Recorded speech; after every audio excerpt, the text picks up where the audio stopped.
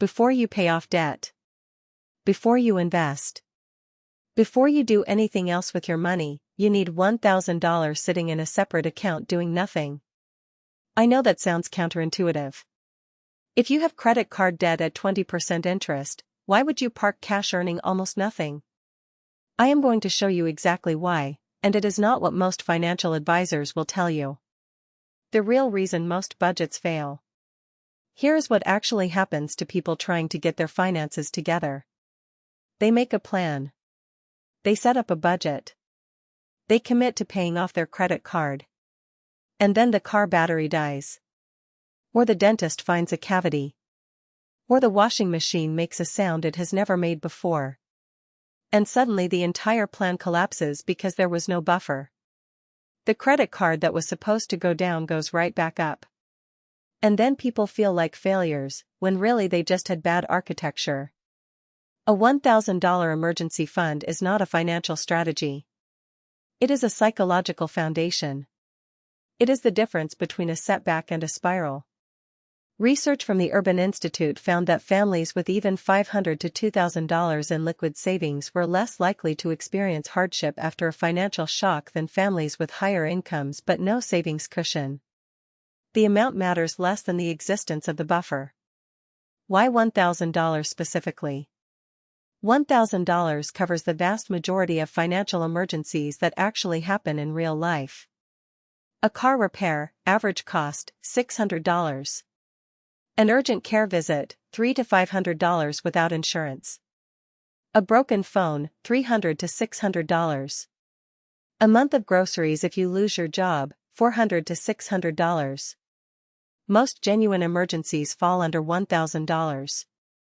The ones that do not, a major medical event, a job loss that lasts months, those require a bigger fund, but you build that later. Right now, the goal is to stop the bleeding. There is also a behavioral reason. $1,000 is achievable in a short time for most people. If you save $200 a month, you are there in 5 months. If you do one big push, sell something, pick up extra work, cut spending hard for 60 days, you could do it in 2 months. The speed matters because momentum matters. Getting to $1,000 fast gives you a win that makes everything else feel possible. But what about my high-interest debt? This is the objection I hear most often, and it is completely logical on paper. If your credit card charges 22% interest, and your savings account earns 4%, you are losing 18% every day that money sits in savings instead of going toward debt. Mathematically, you should pay the debt first. Here is what the math misses. Humans are not spreadsheets. When you do not have an emergency fund and something breaks, you put it on the credit card. So your balance goes down $200 one month, then back up $300 the next. You are not making progress, you are spinning wheels. The emergency fund breaks that cycle. You pay down debt, something happens, you pull from savings instead of the card, you refill savings, you keep going. The interest you lose on $1,000 in savings is probably $30 to $50 a year. The cost of not having it, emotionally and financially, is far higher. Dave Ramsey got this one right even if you disagree with everything else he says. Step 1 is the starter emergency fund. Not because of the math. Because of the psychology. How to build $1,000 fast. Most people try to build their emergency fund slowly, a little bit each month, which works but takes forever and kills motivation. Instead, I want you to treat this like a 60-day sprint. First, identify your $1,000 sources. Add up what you could get from 3 categories: things you can sell, hours you can add, and subscriptions you can pause. Be specific. That treadmill you have not used in 8 months on Facebook Marketplace, $300. Picking up 1 weekend shift a month for 2 months, $200. Pausing 3 streaming services for 60 days, $45. You are not committing to any of this forever. Just long enough to hit the number. Second, open a separate high-yield savings account and name it. Call it emergency only. Do not keep it in your checking account where it will disappear into daily spending. The physical separation creates a mental separation. You will spend what is in your checking account. You will not touch what is an emergency only. The rules of the emergency fund. Once you have the $1,000, it comes with rules.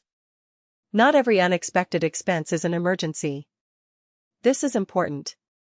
An emergency is something that threatens your basic functioning, your ability to work, get around, stay healthy, or keep a roof over your head. A concert ticket is not an emergency. A flight sale is not an emergency. Your car not starting is an emergency. When you do use it, and you will, that is what it is for. Your next financial priority becomes refilling it before anything else. Not investing. Not extra debt payments. Refill the emergency fund first. It is like a fire extinguisher. Once you use it, you do not just put the empty one back on the wall. After $1,000, what comes next? Once your starter fund is in place, you have two parallel tracks. Track 1, attack your highest interest debt aggressively. Now that you have a buffer, money going toward debt actually stays gone. Track 2, eventually build your emergency fund to 3 to 6 months of expenses, not income, expenses. If your monthly costs are $2,000, your full emergency fund is $6,000 to $12,000. But that is a later goal. Right now, the $1,000 milestone is all that matters. Here is the mindset shift I want you to leave with. An emergency fund is not savings you failed to invest. It is the infrastructure that makes every other financial goal possible. Without it, you are building on sand. With it, you are building on concrete. Your action plan this week. This week, I want you to do 3 things. 1. Open a separate savings account if you do not already have one. Most online banks let you do this in 10 minutes. Marcus, Ally, and SoFi all offer high-yield accounts with no minimums. 2. Calculate your 60-day sprint number. Figure out exactly how much you need to save per week to hit $1,000 in 60 days. 3. Identify one thing you can do this week to accelerate it. Sell one item. Pick up one extra shift. Cancel one subscription. $1,000.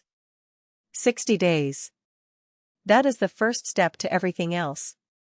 If this video helped you understand why the emergency fund comes first, share it with someone who keeps saying they will start investing once they pay off their debt. They need to hear this. Subscribe for more practical finance advice every week, and I will see you in the next one. Small steps. Steady wealth.